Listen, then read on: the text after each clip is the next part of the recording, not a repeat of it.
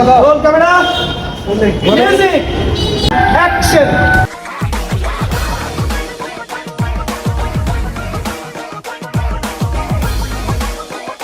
Hello everyone, আসসালামু আলাইকুম, welcome to my new blog. আজকের ব্লগটা হচ্ছে আমার ইউনিভার্সিটির একটা ডকুমেন্টারি ছিল, আর সেখানে আমাদের একটা নাচের পারফরমেন্স ছিল।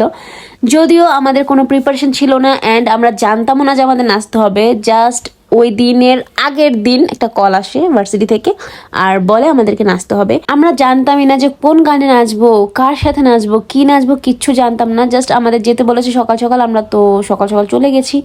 আর তারপর হচ্ছে আমাদের ওইখানে আমরা নাচের প্র্যাকটিস করি, আর তারপরে হচ্ছে আমরা রেডি হয়ে শ্যুট করব। সো সেটাই তোমাদের আজকে আমি দেখাবো। আমরা বসে বসে ওয়েট করছি।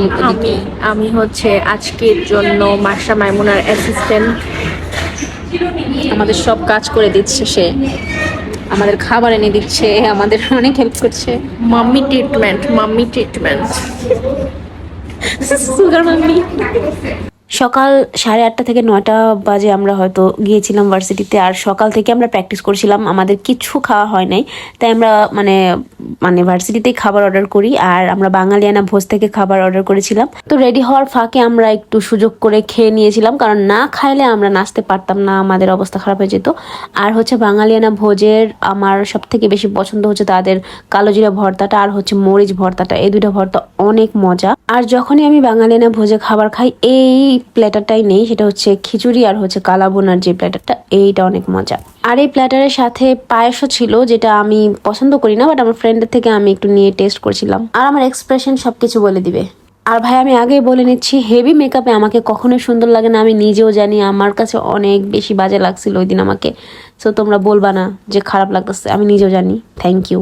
তো এইদিকে আমাদের শ্যুটের জন্য প্রিপারেশন চলছিল, আর পুরো ভার্সিটির ডকুমেন্টারি শ্যুট করা শেষ, লাস্টে আমাদের নাচটা ছিল।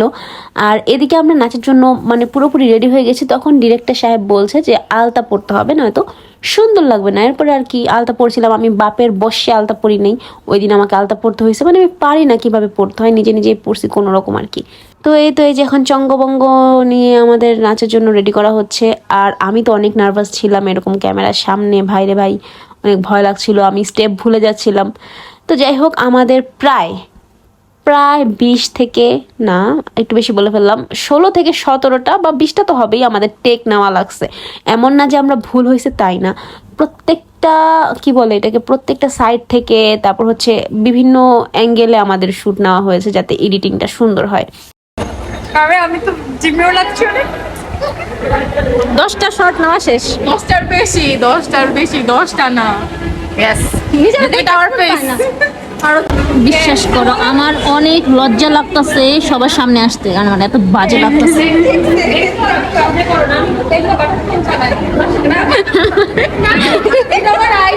ডাইনোসর বানাই দিছে, মনে হচ্ছে পুরো নিউজ প্রেজেন্টার। এতগুলো শর্ট দেওয়ার পরেও যে আমি এত এনার্জি নিয়ে চিল্লায় কথা বলতেছি, এটাই অনেক। যদিও বাসায় আসার পর আমি বিছানায় পড়ে গেছি পায়ের ব্যথায়। আমি আবার খুবই আরামপ্রিয় মানুষ, আমি এত বেশি প্রেশার নিতে পারি না। ওদিন আমার পায়ের উপর অনেক প্রেশার গেছে ভাই। তো যাই হোক, এখানে আমরা আমাদের স্লো মোশনের একটা ভিডিও করা হয়েছিল, সেটা আমরা দেখছিলাম আমাদের কেমন হয়েছে। আর এটা একদম লাস্ট একটা টেক ছিল, আর এটা অনেক সুন্দর হয়েছিল। আমরা সবাই হ্যাপি ফিল করছিলাম। তো এই তো ওই দিনের বেশি কোনো ক্লিপস আমার কাছে নাই, তাই আর কিছু দিতে পারলাম না। ভালোই গেছে দিনটা, নতুন একটা এক্সপিরিয়েন্স হলো। সবাই ভালো থাকো, সুস্থ থাকো, টাটা।